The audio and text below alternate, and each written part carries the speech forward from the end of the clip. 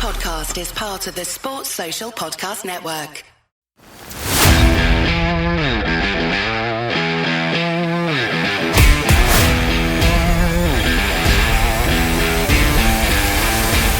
Croeso I podcast Rugby Cymru.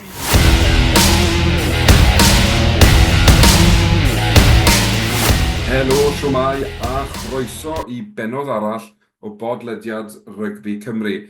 A dwi am fod yn ddewr a dweud am y tro cyntaf, falle bod Nick a fi yn gwenu wrth ddechrau recordio ar ôl trobwynt reit sylweddol ym myd Rugby Cymru dros yr wythnos diwethaf. Nick, sut wyt ti?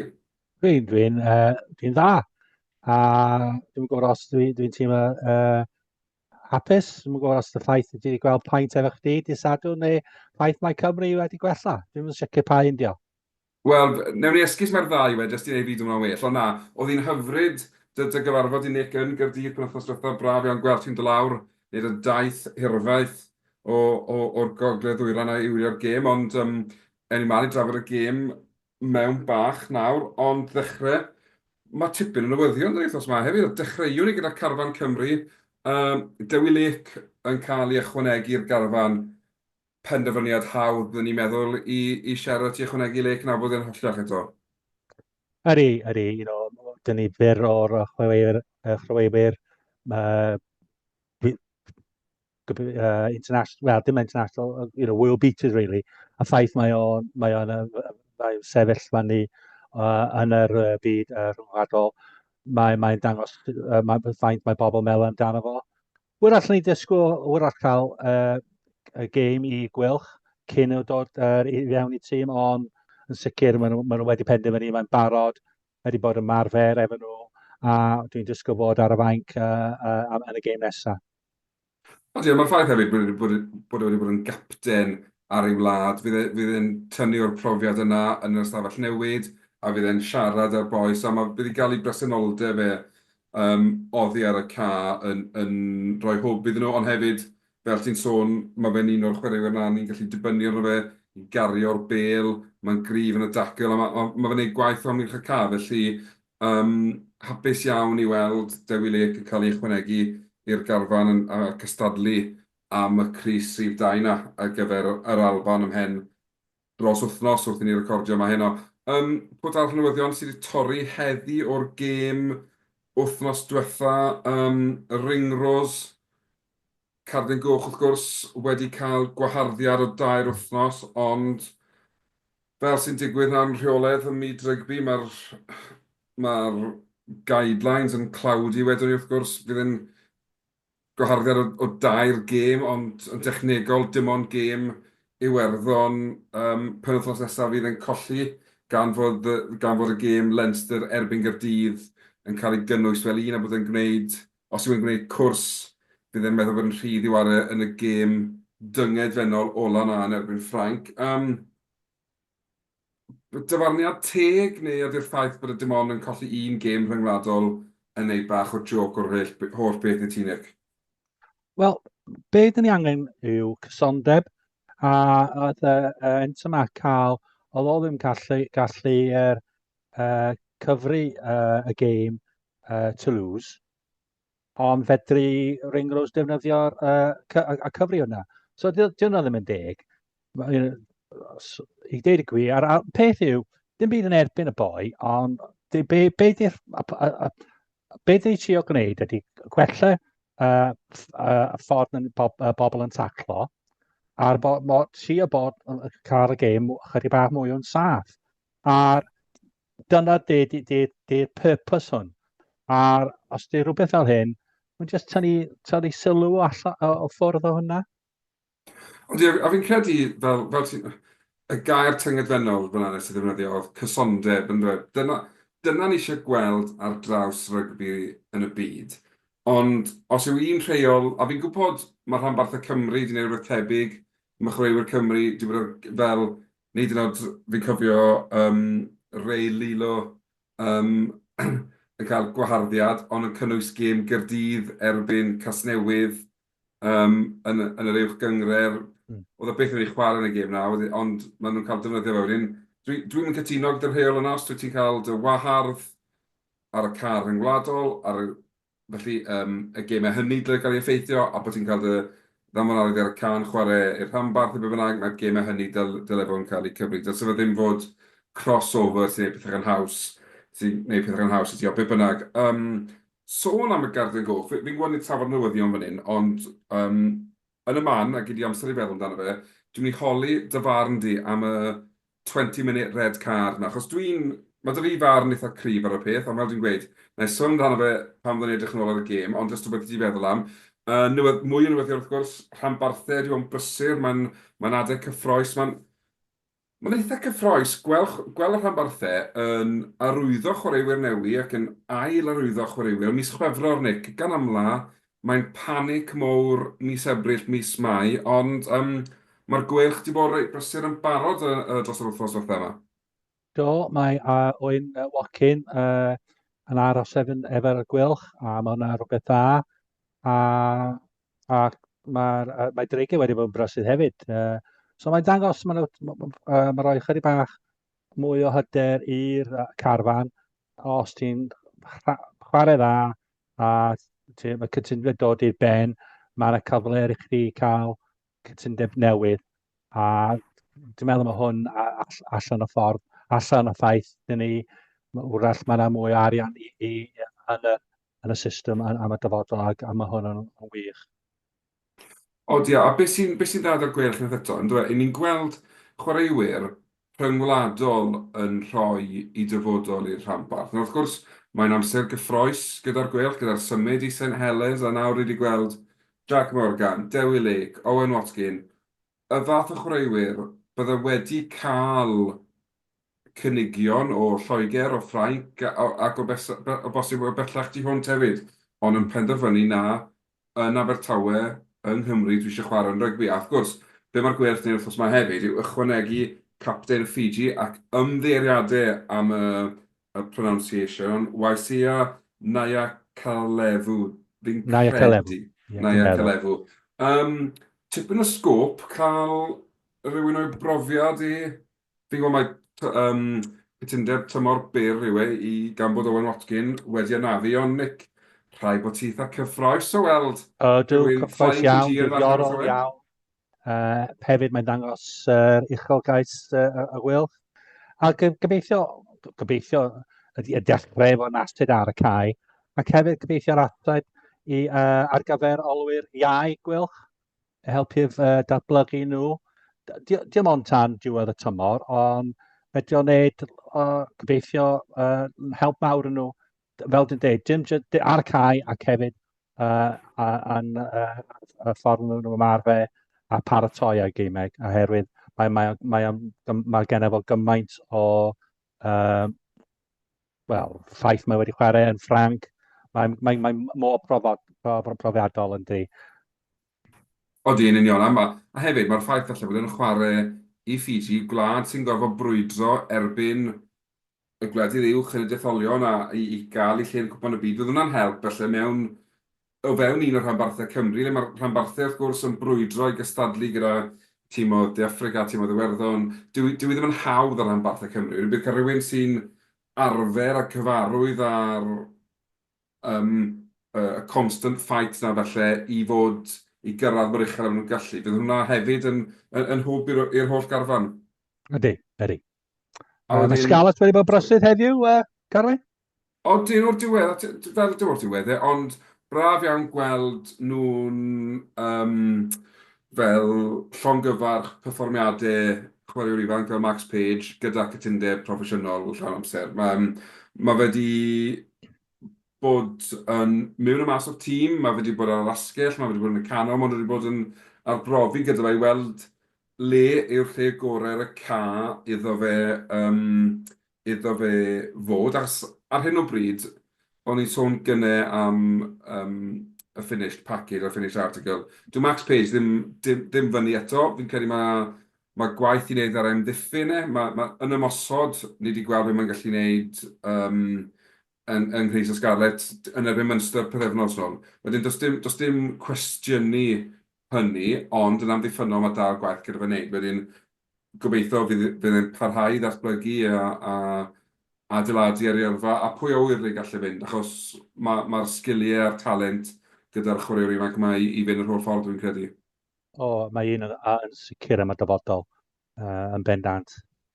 Fel ti dweud, Odi, ddim yn finished article, ond mae'r rai pethau mae o'n gallu gwneud di chwaraewyr eraill ddim. na, yn sicr, dwi'n cytuno, mae'r wow factor na i weld gyda fe. A dreigiau hefyd wedi cyhoeddi wrthos ma bod arwyddo cwbl o chwaraewyr. Wow factor. Yn Eirin Owen, falle canolor sy'n yn cael y clod mae fe'n ei heiddi yw bosib, ond yn un arall, fe a Harrison Cedi wedi rhoi dyfodol i'r dreigiau. Doi crwt ifanc, doi crwt o fewn y rhanbarth. Doi sy'n rhoi o'i gorau bob tro, efallai bod nhw, wel, dyn nhw ddim o hyd ar yr ochr iawn yn y canlyniadau. Ond just y ffaith maen nhw rhoi 100% yn bob gêm, a'r ffaith maen nhw dod o'r ardal hefyd, a maen nhw eisiau aros yn Went. A mae hwnna'n pwysig i nhw trio datblygu fel rhanbarth, i cael chwaraewyr lleol yn aros yna, a wedyn gobeithio o fel nhw'n sôn, i'w chwanegu efo'r chwaraewyr efo chydig bach mwy mwy profodol i dod i fewn i ymuno nhw. Yn union, fel ni wedi sôn sawl gwaith ar y pod yma, beth sy'n angen ar y dreigiau yw cadw'r garfan, ond ychwanegu eto fe. Wedyn fydd y ddoi yma yn arwyddo i'r dyfodol yn sicr yn gam tuag at hynny. Pwt arall yn oedden, dwi'n newydd gofio nawr, pencampwriaeth rhanbarthol dan ddeunaw wedi gorffen penwythnos diwetha, ac i'r Scarlets fynd trwy'r grŵp heb golli gêm, fe gollon nhw'n rownd genderfynol a yn erbyn Gaerdydd, ond y gweilch yn profi yn rhy gryf i Gaerdydd yn y rownd derfynol, a nhw'n cipio y pencampwriaeth dan ddeunaw. Gaerdydd yn ail, Scarlets yn drydydd, 20 bedwerydd a Rugby Gogledd Cymru o 5. Ond un peth am y gemau, dwi'n yn gwybod os ti wedi gweld y canlyniadau unig, maen nhw gyd i bod yn gemau gyda sgoriau uchel iawn, gemau cyffroes, chwaraewyr eisiau chwarae rugby, running rugby, a yn sicr mae'n addawol i'r dyfodol o beth ni wedi gweld gan y chwaraewyr ifanc yma. A dyna beth sy'n pwysig yn dydi Carwyn. Fel cefnogwr y gwylch, dwi'n bendant dwi'n falch ni wedi ennill cystadleuaeth, ond just y ffaith mae'n gymaint wedi cael y profiad rwan, a gobeithio fydd rai yn nhw'n mynd trwad rwan i'r tîm o dan under 18s Cymru, ynddi? 25. So, mae'n just gobeithio yn y ffordd nhw datblygu a gwella, a rai mynd trwad wedyn i cael Cytundeb Academy efo rhanbarthau. Yn sicr, mae'r platfform gyda nhw nawr, a maen nhw'n gobeithio'n prynu mewn i DNA i rhanbarthau nhw, a bod fe ti'n gweud bod nhw'n gwneud y camau yna nawr i fynd ymlaen i fod yn chwaraewyr proffesiynol, achos nhw yw'r dyfodol, a'n sicr maen nhw wedi gwneud y gwaith caled yn dechrau, ond nawr mae eisiau adeiladu o hynny. Reit, a dyna'r newyddion am wythnos yma, a fe symudwn ni nawr ymlaen, ni sôn am age grade rugby fyna, yn ymlaen edrych ar y tîm dan 20 o'r ti Nick, o ti yn Rodney Parade am y gêm. Waw, am berfformiad gan dîm ifanc Richard Whiffin, anhygol y traws newydd sydd wedi bod yn y tîm yma, ond o ti yn y gêm fel take it away fel maen nhw'n gweud. Wel, noson fudur, nos Wener yn Rodney Parade, gwynt a glaw, ond ar y dîm o dan 20 Cymru curo Iwerddon am y tro cyntaf ers 2018, dwi'n meddwl. A nhw'n heiddi ennill hefyd, 20 i 12. Roedd bob un yn y tîm yn dechrau ar y fainc, chwarae mor dda, am diffyn ddewr, a fel dwi'n dweud, heiddi ennill. Yn y diwedd o'r Gwyddelod ddim yn edrych fel sgorio. Pob clod i'r prop Penrhydd, Sam Scott, oedd ser yn y gêm. Ond fel dwi'n dweud, oedd y lot chwarae yna, ond gai jyst ddod am Tom Cottle o glwb rygbi y Wyrddeg ar ysgol Castell Alun yn yr ail reng. Oedd o chwarae yna, Tom Bowen yn edrych fel un arall am y dyfodol, a chapten Harry Bedell. Ond taclo pob dim, oedd o'n chwarae yn arbennig o dda. So, oedden ni'n mwynhau y noson, a dim lot. Wel, just llai na 4,000 yna. Ond mae pawb wedi mwynhau y gêm ar dathlu y ffaith mae Cymru wedi chwarae mor dda. Ond sicr, fi'n credu oedd perfformiad yr ail hanner na wedi'n ysgogi i ddewis amddiffyn fel gair o'r wythnos i'n gwrandawyr sy'n dysgu, achos un peth am amddiffyn Cymru oedd e'n anhygoel, oedd amddiffyn Cymru yn dda iawn, yn enwedig yn yr ail hanner, pan oedd Iwerddon yn curo'r y drws, yn ceisio dod nôl mewn i'r gêm, nath Cymru ddim bydjo, a fi'n credu nath hwnna fel ysbrydoli pawb yng Nghymru mewn ffordd yma penwythnos, achos oedd hwnna yn berfformiad fel criw o chwaraewyr yn fodlon mynd i ryfel dros i teammates a wneud popeth i sicrhau bod nhw'n cael y fuddugoliaeth. Diddorol, o ti'n sôn am Sam Scott, chwarae Briste, Ellis Genge yn rhoi ar X, bod Sam yn bach o legend, a bod hi'n da iawn gyda Cymru fyna. Felly mae'n amlwg, mae'n y rheng flan mae fe'n chwarae, mae camoliaeth yn dod o'r llefydd ucha am y prop, a mae'n edrych fel bod dyfodol da iawn o'i flan ei hefyd. Gai ofyn i ti, Nick, o'n i'n gweld Wales Online heddi yn gweud bod yna beth fel angen cael chwaraewyr ifanc Cymru nôl i'r wlad yma, bod 9 o'r 23 ddechreuodd yn erbyn, bod 9 o'r 23 oedd yn y garfan erbyn Iwerddon yn chwarae rygbi yn Lloegr. Odi hwnna'n broblem i ti?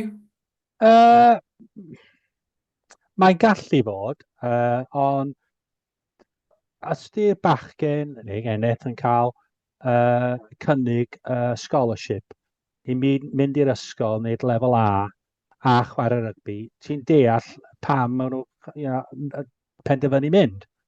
Be sy'n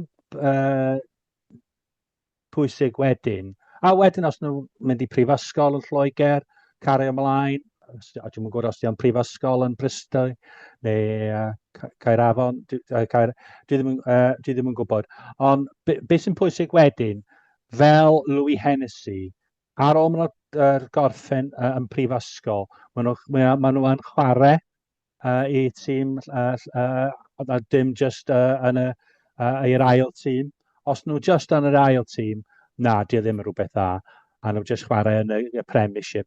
Erbyn 22-23, ti eisiau bod yn chwarae lot, a wrach mae yn rhywbeth sy'n poeni ni. Mae'n anodd o diwedd, sy'n amlwg, mae cyfleoedd felly i chwarae ar y lefel ucha yng Nghymru yn restricted hefyd. Felly, yn y marn ni, os oedden nhw'n cael digon o amser ar y ca yn Lloegr neu ble bynnag, wedyn mae fe'n gweithio. Ond fel ti'n sôn, unwaith mae'r amser na'n diflannu oddi ar y ca, dyna pryd mae'r broblem yn datblygu wedyn. A be ni'n ffeindio yw bod yna gaps yn dechrau dangos, a ni wedyn yn stryglan. Ond tedrych ar rhywun fel David Jenkins, mae fe wedi cael digon o gyfleoedd lawr yng Nghaer Wisg. Felly, swings and roundabouts fi'n credu yw e, ond beth sy'n bwysig i'r chwaraewyr yma bod nhw'n chwarae? Ar hyn o bryd, dim ble, dim ond bod nhw ar y can yma arni. Mae gen ti y ddau ochr yma. Mae gen ti Dad Jenkins sy'n chwarae, a ti gen ti Chris Jones sydd ddim. Ond os nhw ddim yn dewis Chris, mae wrach mae'n syniad i fo, dod yn ôl i Cymru a chwarae lot fwy un o'r rhanbarthau ni. Yn sicr, achos a diwedd dydd, os yw eisiau ennill fwy o gapiau dros i'w wlad, mae rhaid bod yn chwarae i'w glwb. A ar hyn o bryd, dyw e ddim falle'n cael y cyfleoedd o fe wedi gobeithio lawr yn ne orllewin Lloegr. Felly, bosib bod ti'n iawn, mae symud nôl adre yw'r opsiwn gorau iddo fe. A gobeithio rwan efo chydig bach mwy o arian. Gobeithio fi'r ymathau gallu temptio nhw. Oherwydd yn bendant matcho be y cyflog maen nhw ar yn Lloegr. A fel ti'n dweud, mae gen ti lot mwy o'r cyfle bod yn ei chwarae i Gymru os ti yn chwarae bron yn bob dydd Sadwrn. Definite. Cofiwch, os chi'n gwrando ac yn hoffi beth chi'n clywed, dilynwch ni ar gwefannau cymdeithasol, hitwch, gwasgwch, subscribe ar YouTube, neu be bynnag chi'n dewis gwrando, neu gweld ni, a'n sicr fe gewch chi'r holl newyddion sy'n dod allan o deulu rap wedyn. Symudwn ni mlaen, Nick, achos gan bod pan o ti yn y de, nes ti fath o whistle-stop tour o gemau'r rygbi a ffeindio'r ffordd draw i Gaerdydd, rhawn dydd Sadwrn. Gwell na'r disgwyl? Lot gwell. Yn y penderfyniad hwyr i mynd i'r gêm ar dydd Sadwrn, ond ath y feel-good factor cael ymlaen o nos Wener i dydd Sadwrn. Colli gêm, ond performer llawer mwy positif. Yn sicr, achos ffeindio'n hunain hanner amser i fyny, 50 munud, dal yn y gêm, a hyd yn oed pryd hynny, o'n i'n mynd ffyddiog bydden ni'n ennill y gêm, ond erbyn y pwynt hynny, o'n i'n meddwl, o'n i bai bod pethau yn direilon dramatically yn yr 20 munud diwetha. Fe allai chwaraewyr Gymru cerdded oddi ar y ca yn hynod falch o'i perfformiad nhw. A dyna le oedd y gêm ar diwedd i fi. Colli, ond bydde camp Cymru gymaint hapusach na camp Iwerddon yn yr ystafell newydd ar ddiwedd y gêm. Ie, a dwi'n meddwl fydd pawb yn Gymru a torf yn bendant yn hapus y ffordd ni wedi chwarae a rhoi chydig bach o'r hyder gobeithio rwan am y dyfodol. A mae'n doniol dydy yn chwaraeon. Sut mor gyflym y pethau gallu newid? Yn sicr, achos oedd podlediadau a darllediadau Iwerddon yn dweud Jew, fe fydd y tîm yma Iwerddon yn curo Cymru a dim ond 12 ar y ca. Ond oedd hi lot agosach na beth o'n nhw wedi gobeithio. Ambell i fi perfformiad da iawn yng Nghrysau Cymru. O'n i'n meddwl oedd Elis mi yn edrych yn naturiol iawn ar y lefel rhyngwladol a oedd e ddim i weld yn ffeisd o gwbl. Ond hefyd, i fi, oedd y tri ôl fel uned di gweithio'n dda iawn. Oedd lot yn cwestiynu os mae Ble Murray dylse fod yn gwisgo Rhys 15, neu os mae'r rasgell y dylai fe fod, ond na, fel uned fe weithiodd y tri yn dda iawn. Chwaraewyr ddath mewn i'r garfan, o'n i'n meddwl bod nhw wedi cyfrannu yn dda, bod nhw wedi ychwanegu yn sicr at y perfformiad, a hyd yn oed yn y blaenwyr, wnaethon ni, we fronted up fel beth, dim o fi eisiau beirniadu props am ni sgrymydro, achos dwi'n mynd deall digon, ond Porter yn cael ei refferio, a dyna beth sy'n digwydd. Mae'n dangos bod e ddim mor dda, beth mae lot yn gweud yn y sgrym felly, ond na, Chris 1 i 15, anhygol yn y marn ni. Ie, dwi'n meddwl, syndod mawr i bawb oedd Will Griff, John, i cael ei ddewis, ond pob clod i fo, ac fydd hefyd i Adam Jones. So sure, mae fe wedi bod y rhan o'r penderfyniad i dechrau fo fel popen rhydd. O gath o gêm arbennig dda, a Nicky Smith hefyd, ar ail reng mynd yn dda. So ni gallu, oedd y platform yn dweud i ni chwarae'r gêm na ni eisiau chwarae. Ond sicr, fi'n credu, pan wnaethon ni weld Nicky Smith yn chwarae fel a dim byd yn erbyn Gareth Thomas, achos dwi'n credu bod Gareth Thomas yn brop da iawn. Ond mae'r gwahaniaeth yn y lefel welson ni rhwng Nicky Smith a Gareth Thomas yn neud i fi gwestiynu pam yn y byd, neu siwt mae Gatland yn gallu ymddiffyn y penderfyniad i beidio dewis Nicky Smith yn rheolaidd, achos oedd e head and shoulders yn well o ran safon. Di safon diwetha na Gareth Thomas, be bynnag. Oedd yn help mawr hefyd i cael maswr profiadol chwarae yn y Cris 30. Oedd amser ni, just gallu rhoi trefn a siap i'r gêm. A os dwi'n mynd i sbio nhw, mae yn gofyn y cwestiwn pam oedd nhw'n ddim yn wneud yn i dechrau.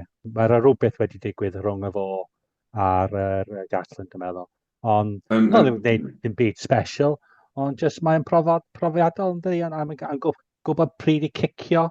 A ni'n meddwl chydig bach, dim byd, oedd Jared Evans dod ar y cae, a mae'n redwr dda, ond o'n i'n meddwl ni'n colli chydig bach o siap pan oedd o yn y gymuned olaf. A pryd oedd Gwyddelod mynd at y gêm cicio, a ni dal yn trio rhedeg o chydig bach. A mae'n dangos hefyd, maen nhw wedi arfer ennill, a maen nhw'n gwybod be i wneud, os di gêm yn byr, maen nhw'n gwybod be i wneud i ennill y gêm. Yn sicr, dyna oedd y gwaniaeth ar diwedd y dydd, yn dyfe? Oedd ti un tîm oedd wedi colli 14 gêm yn olynol, a oedd ti tîm arall sydd yn gwybod sut i golli ar hyn o bryd. A fe wnaethon nhw'r pethau iawn i ennill y gêm, a clod iddyn nhw am hynny, ond yn sicr, oedd yna ambell i beth dadleuol yn y gêm. Gan gynnwys, fe wnaethon ni sôn ringrose yn cael ei ddanfon oddi ar y ca. Be wneud i o'r 20-minute red card yma fe maen nhw'n alw fe? Wyt ti'n cytuno? Dwi'n yn erbyn o. Sorry, dwi'n gwybod os ti'n cytuno. Dwi'n yn erbyn o. Be ydych chi'n trio gwneud ydy cael gwared o'r headshots. A ydy hwnna yn digon o penalty i'r tîm? Dwi ddim yn meddwl dydy o ddim. Dyn ni ddim yn gweld digon o newidiadau yn ffordd mae'r pobl yn taclo, a di hwn ddim yn helpu hwnna.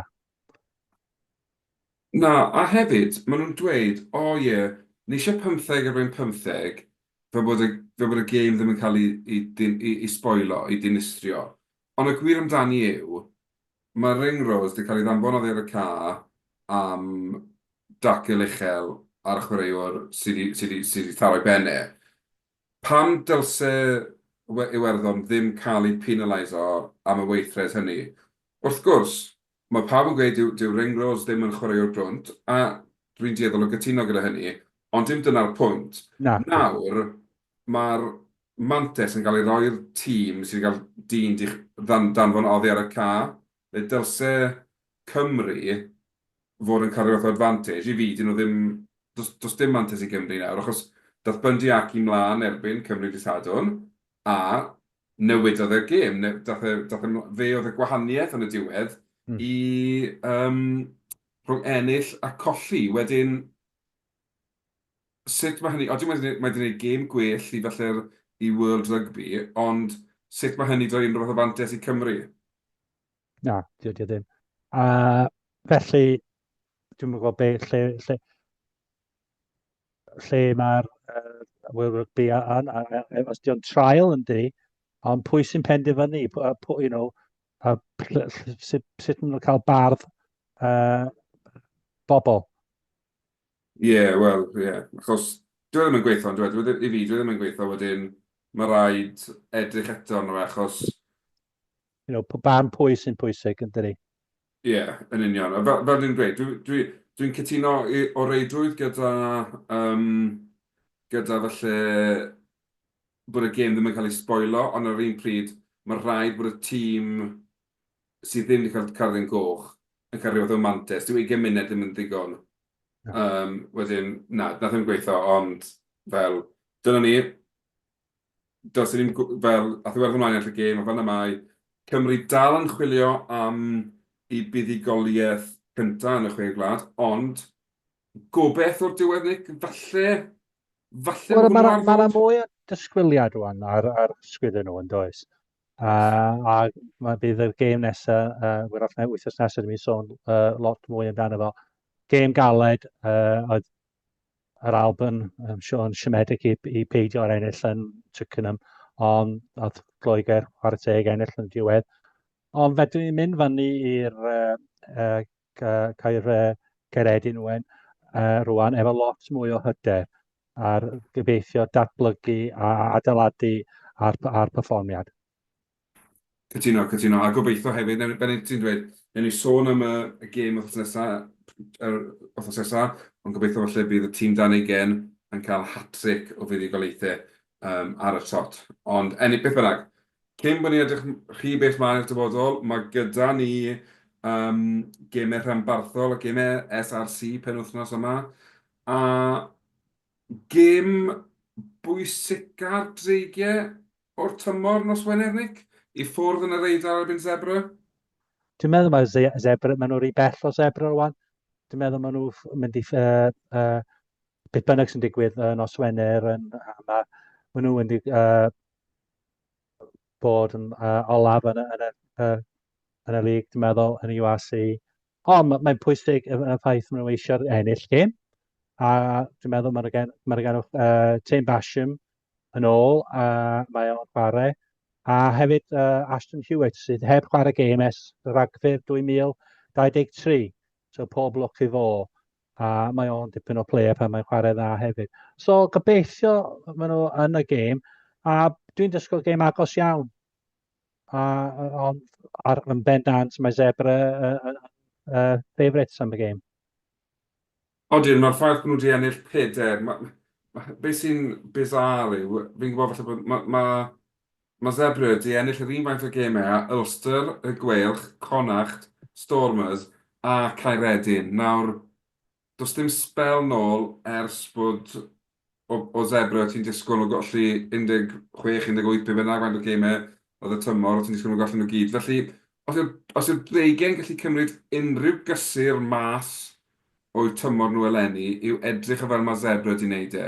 Maen nhw wedi bod le mae'r dreigiau, maen nhw wedi bod yn dîm sy'n methu ennill gêm i safio bywydau nhw. Be sy'n rhaid i'r dreigiau wneud yw adeiladu'n araf, a dim disgwyl, ni wedi ennill 1 leni, ennill 5 blwyddyn nesaf, ennill 2, ennill 3, adeiladu'n araf. A i fi, mae cadw chwaraewyr fel Cedi, fel Aneirin Owen, fel Wainwright, mae cael y chwaraewyr ma'n aros yng Ngwent, ond yn mynd i gryfhau nhw. Yn wedi, os gallwn nhw gael chwaraewyr felly ddim rhyngwladol, chwaraewyr priwadol o dramor. Mae gyda nhw hyfforddwr da sy'n nabod bobl ar draws y byd yn ffilo tua. Mae wedi chwarae ar draws y byd. Mae angen iddyn nhw tapo mewn i'w contact list a gweld pwy maen nhw'n gallu cael. Achos mae'r foundations na, mae jyst angen y gwaith adeiladu i ddechrau nawr, a bod nhw ddim jyst yn project foundations am 10 mlynedd a mwy. Na. Felly, predictions, Nick? Zebra dreigiau, fel ti'n cael hon yn mynd? Wel, na i mynd am dreigiau. Gêm agos iawn, couple of points rhwng nhw, ond na i mynd am dreigiau, just i ennill. Fi'n gwybod beth, fi'n credu bod fi'n cytuno gyda ti. Dwi wirioneddol yn meddwl bod ni'n mynd i gael buddigoliaeth i'r dreigiau. Dim pwynt bonus, dim byd flashy. Na. Ond... A dyna ddim yn pwysig, really, Carwyn, ac i nhw i just mynd dros y ddyn a ennill. Cytuno, achos fel ti'n gweud, mae dal Zebra yn y tabl mwy na lai drostod. Dwi ddim yn mynd i ddigwydd, felly man iddyn nhw just benderfynu, reit, ni mas o chwarae rygbi a gweld beth sy'n digwydd. Reit, Mae hwnna'n promising start, bod y ddau yn cytuno. Wedyn ymlaen ni i ddydd Sadwn, le mae'r tri rhanbarth arall yn chwarae. Gynta, mae Gaerdydd, 3 o'r gloch allan yn, yn Leinster. Os unrhyw o beth gyda Gaerdydd. Welon ni'r gwelch yn gwthio Leinster yn agos. Wyt ti'n gweld Gaerdydd yn neud un peth? Na, sori. Ti'n gwybod mae'r gymaint o chwaraewyr wrth ddim ar gael hefyd maen nhw yn y Carwyn Iwerddon. Ond ti'n disgwyl Snyman a Jody Barrett yn dechrau. A mae'n digon o gwmpas nhw i roi i nhw ennill, i curo Caerdydd. Wrach mwy a i Gaerdydd i jyst cael rhyw fath o performiad. Ond dwi ddim yn disgwyl cael dim byd allan o'r gêm. Fel pwynt. Na, fi'n cytuno gyda ti. Fi'n credu bod gormod gyda Leinster bod nhw'n beth yw'r gair, bod nhw'n colli gymaint o chwaraewyr rhyngwladol. Mae'r beth sydd gyda Leinster o ran trydydd, pedwerydd tîm, jyst mor gryf.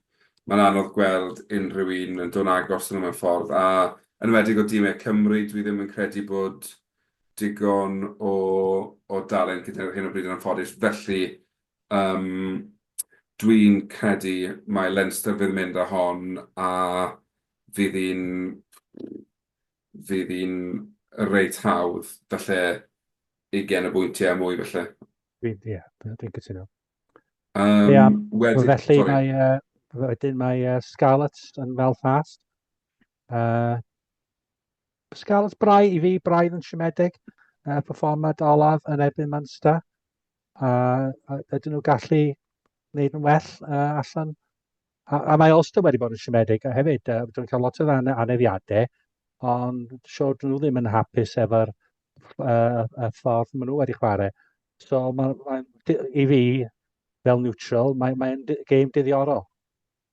Odi, ar bapur, mae'n gêm bydden ni'n disgwyl i'r Scarlett ennill. Lenny, dwi ddim yn credu bod Ulster wedi dangos digon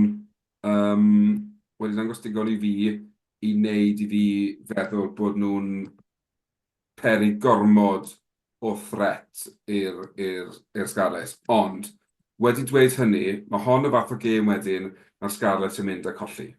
Achos maen nhw'n neud yna. Ond dwi'n ffyddiog, dwi'n hyderus bod ni'n mynd i fynd allan yna a ennill. Dim pwynt bonus falle na, tua 10, 15 pwynt, ond dwi'n disgwyl ni ennill gyda cyfforddus. Dwi'n credu, i fi, mae hon yn gêm bwysicach am Munster, achos mae hon yn gêm dylsen ni dargedu i ennill, dim falle le oedd Munster ddim. Dwi'n meddwl yn cyfle mawr i Scarlett ennill y gêm. Os di Pac yn troi fyny, dwi'n meddwl mae'n cael digon jyst i ennill hefyd. Gobeithio wir, croesi popeth. A wedyn wrth gwrs, y gêm ola, sy'n cynnwys rhanbarthau Cymru, mae'r gwelch yn neud y daith fyny i Glasgow. Nick, wyt ti'n credu bod gobeith gyda chi yn erbyn defending champions? Ydyn nhw'n mynd i fod yn rhy gryf i'r gwelch pan wythnos yma? Wel, dwi'n mynd efo'r chydig bach o'r confidence. Dwi'n gwybod os dwi'n misplaced. Os di scrum wedi gwella chydig bach, os ni gallu rhoi y pethau sylfaenol yn dda, dwi'n meddwl mae gen nhw gwylch cyfle i ennill hefyd. Mae Glasgow yn colli gymaint hefyd i'r tîm rhwngwladol, ond maen nhw dal efo'r tîm dda, a heb colli adre dwi'n meddwl bron yn Mai 2023 yng Nghyngar. So fel dwi'n dweud, os di pethau sylfaenol mynd yn dda, bydden nhw'n gallu ennill y gêm. So dwi'n edrych ymlaen, balch mai Dan Edwards yn ôl, gobeithio gallu chwarae 10, cyfle fo. Fel dwi'n dweud, mae rhaid i'r nis gwylch amddiffyn yn dda, a paid a roed gormod o'r cic a cosp. Dim i sôn am y 3 points, just y ffaith nhw'n sgorio gymaint o ceisiau nhw o'r scam ysymudol o linell. So mae rhaid disgyblaeth bod yn rili dda nos Sadwrn. Os ni'n gwneud hynny, bydd yn gêm agos a yn bendant cyfle i'r gwylch ennill. Gobeithio, wir yn gobeithio bod ti'n iawn, a byddai'n wych gweld y gwylch yn mynd fyny i Glasgow ac yn cael y fuddugoliaeth, wel, bwysig na iddyn nhw wrth gwrs, mewn ffordd, i geisio dringo'r tabl. Ni'n ffodus yn hyn o bryd, mae dan ni 2 dîm yn yr 8 uchaf, mae'r Gaerdydd yn 6 ar 30 o bwyntiau, Scarlett yn 8 ar 27 o bwyntiau, ond y gwylch yn drydydd ar 10, dim ond 4 pwynt tu ôl y Scarlett, so mae'n agos iawn rhwng... Yn y canol fan ydy. 7 a 14, rhwng Benetton a Ulster. Does dim lot i wahaniaeth i'r tîmau, felly cael weld, penwythnos pwysig i'r rhanbarthau, a mae hefyd yn penwythnos pwysig yn nghystadleuaeth cwpan Super Rugby. Rownd 4 y penwythnos yma.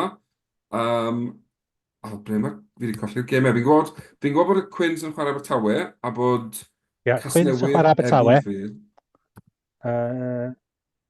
Sut ydych chi'n meddwl o hwn yn mynd? Fi'n gwybod bod Abertawe wedi ennill y trethau iddyn nhw gwrdd â'i gilydd, ond dwi'n credu gan bod nhw'n chwarae adre, fydd y Quins yn fuddigol yn y gem yma. Dwi'n cytuno. Wedyn, yn yr un grŵp Glynebwy adre yn erbyn Casnewydd. Mae hon yn le crunch game. Casnewydd eisiau bach o revenge am trydytha allan, ond Glynebwy'n mynd yn dda. Dwi'n credu bod y tîm cartre yn mynd i fod yn rhy gryf, a mae Glynebwy fydd yn cael y fuddigoliaeth a'r pwyntiau pwysig yna. Wel, ond i'n mynd am Glynebwy, ond dwi'n deall pam ti'n deud bod Glynebwy mynd i ennill. Ie. Eugene Cross yn dydi, lle anodd i mynd. Odi, wrth gwrs, odi. Sim lot o dîm oedd yn mynd a ennill. A wedyn, Caerdydd adre yn erbyn Aberafan. Byddwn ni'n joio gweld upset fach yn y gêm hyn, ond just achos bod fi'n licio upset, ond dwi'n credu bod gan y tîm yn y brifddinas gormod i gynnig a fydden nhw'n curo Caerdydd i ennill. Dwi'n gytuno, sori. Dwi'n licio deud Aberafan y ffaith yn y dod, ond dwi'n disgwyl. Na, mae'n anodd gweld yn dwi. Brifddinas i ennill. A i gorffen, mae'n Llanymddyfri adre yn erbyn Ben y Bont. Wel, yn anffodus, dwi'n credu bod 4 home win fydd i yn cwpan Super Rugby penwythnos yma. Llanymddyfri ennill. Na, a fi hefyd. Felly, diolch i chi gyd. Dyna diwedd yn predictions i'n anffodus, mae'n edrych fel bod hi'n... Dwi angen cytuno am i, dwi wedi dweud y Casnewydd. Do, nes di wedi Casnewydd. So, gobeithio, mae'n obeth bod ni angytuno rhywun yn y canol fyna, ond gwych. Bob lwc i bawb sy'n chwarae, neu'n gwylio, neu'n cymryd rhan dyfarnu, neu be bynnag dros penwythnos. Mwynhewch eich rygbi. Gobeithio bod y tywydd o'ch plaid chi. Nick, unwaith eto, diolch am dy gwmni. A ddi'n bleser cael cwrdd â ti yn y cnawd penwythnos ddiwethaf. A ddi'n hyfryd dy weld i'n Gaerdydd. Edrych ymlaen i wneud hynny eto yn y dyfodol agos. Ond diolch yn fawr iawn. A edrych ymlaen nawr i wythnos nesaf pa mae taith lan i Murrayfield yn gwynebu Cymru. Diolch yn fawr iawn am rando ar Gwynedd.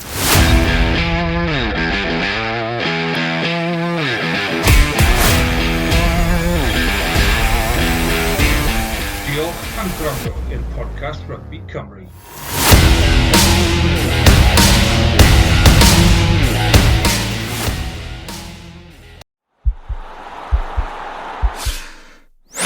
This podcast is part of the Sports Social Podcast Network.